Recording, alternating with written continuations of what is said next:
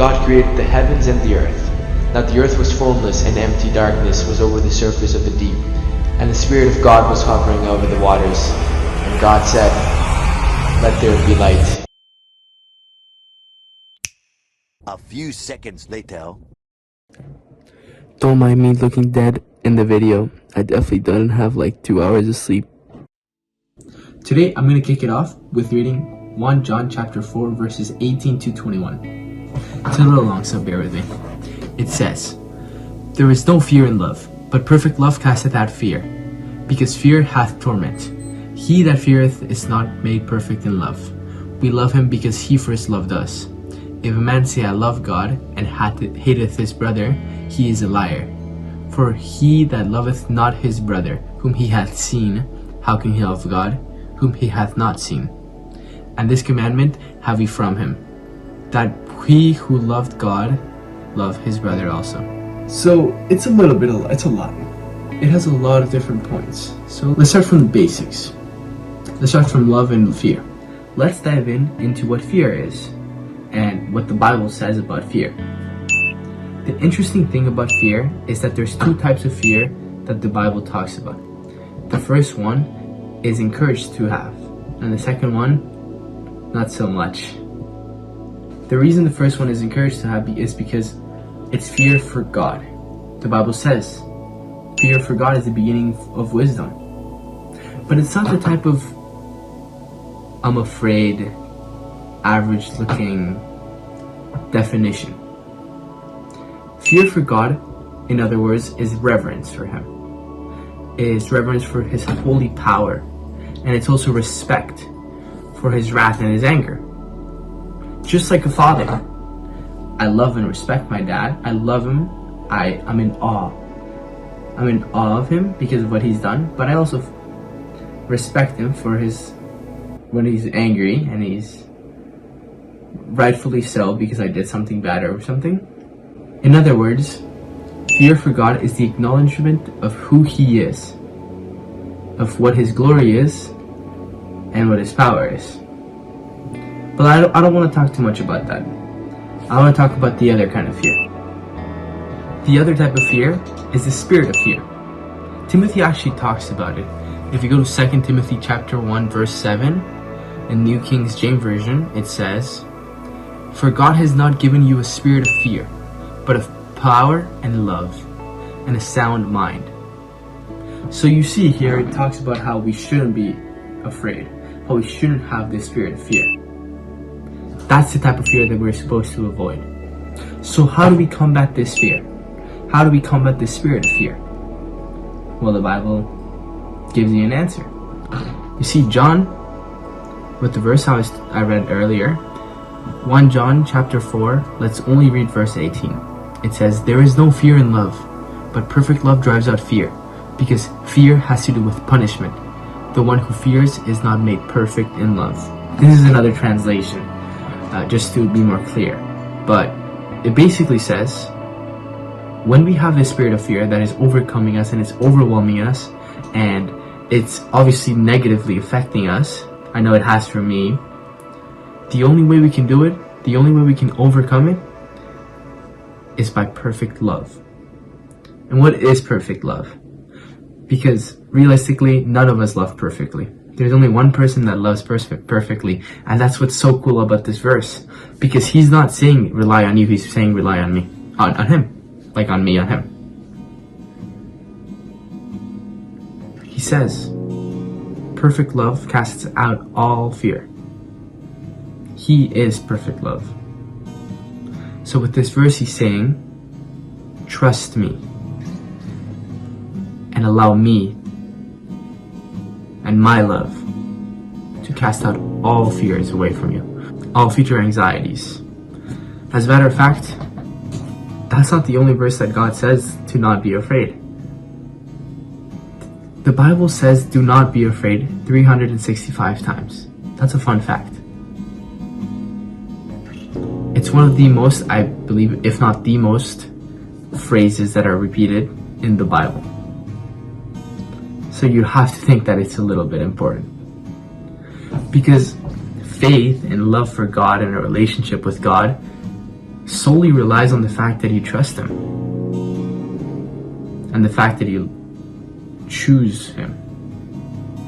That's why we have free will. It's faith. It's trust in him. Because if we look at the word fear, the Greek word for fear is phobos. And what that basically means is to flee or to withdraw. If you base your life off of the spirit of fear, then you're gonna spend your whole life just fleeing from anything and everything when life gets tough. And there are a lot of people that believe that you can use that fear to reach your goals. You can use it to motivate you, the spirit of fear. And you can use it to achieve what you want to do. And I used to be one of those people. I used to believe that my fear of not being able to provide or to fulfill my goals, that would be the things that would keep me motivated. And it did. It allowed me to reach a lot of my goals. However, something I didn't foresee was that I became a slave to it. I became a slave of that fear. And by default, I was just doing it. I was letting that fear control me.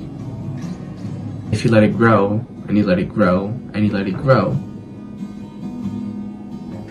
you start to depend only on yourself, and you start to lose the love of God. And you start to lose that peace inside of you. You start to make fear your master. The Bible says, no one can have two masters. You will either love one and hate the other, or despise one and resent one and love the other.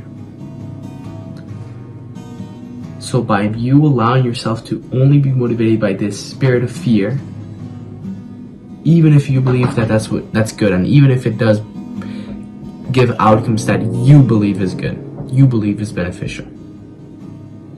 Keyword I said you.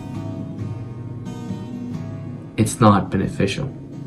And it strays you away from God. It strays you away from the living water. The person that died for you. And without him, you start to realize how much you need him. Because by moving only off of fear, you start to realize that there can only be so much. You can only go so far. 1 John chapter 4 verse 18 says, perfect love casts all fear away. God is perfect love. When you have him, you don't need to fear anything. You don't need to have the spirit of fear. The only thing you need to fear, the only person you need to fear is God.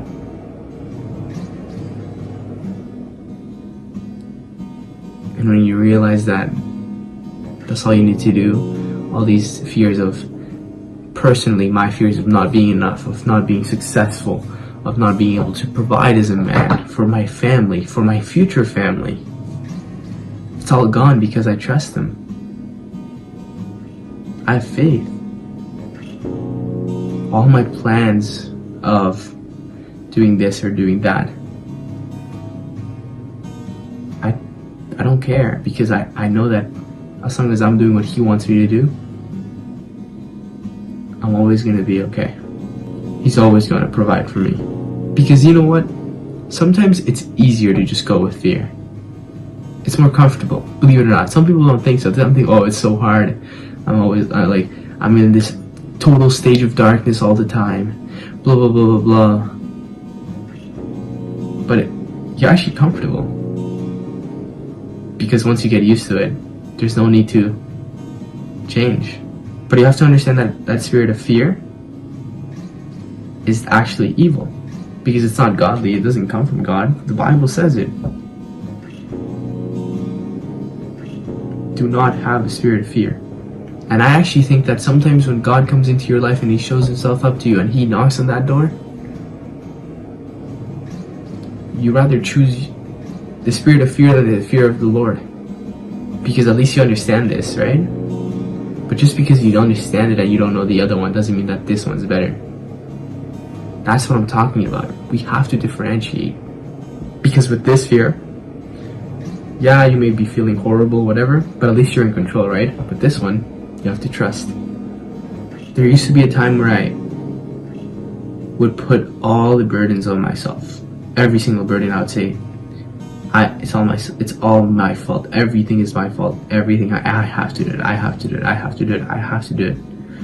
And there's nothing bad with responsibility. There's nothing bad with being responsible for many things and not being a victim. I'm completely against this victim mentality. It's a horrible, horrible mentality. However, you have to also understand that while yes, you can try and do it alone,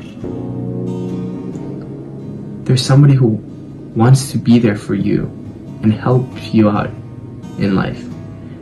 And he loves you. And he wants to be, he's there. All you have to do is open the door.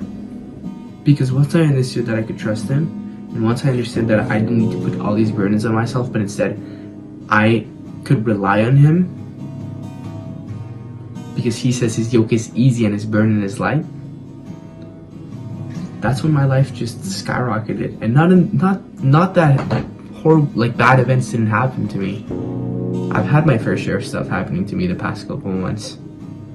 But that peace that overflows in my heart has never been so real.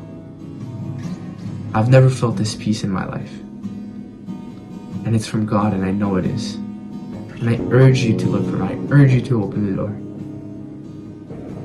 Once you do, you start to learn really quick. And you start to realize that if God is all you have, God is all you need.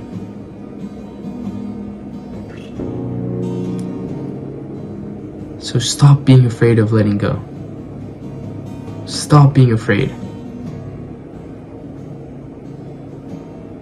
And trust in him. And take that leap of faith.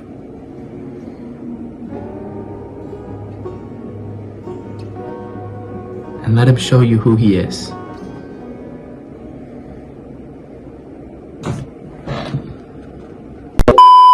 Also, if you guys disagree with anything I say, please let me know in the comments. I'm not trying to look stupid, and I am also learning, so...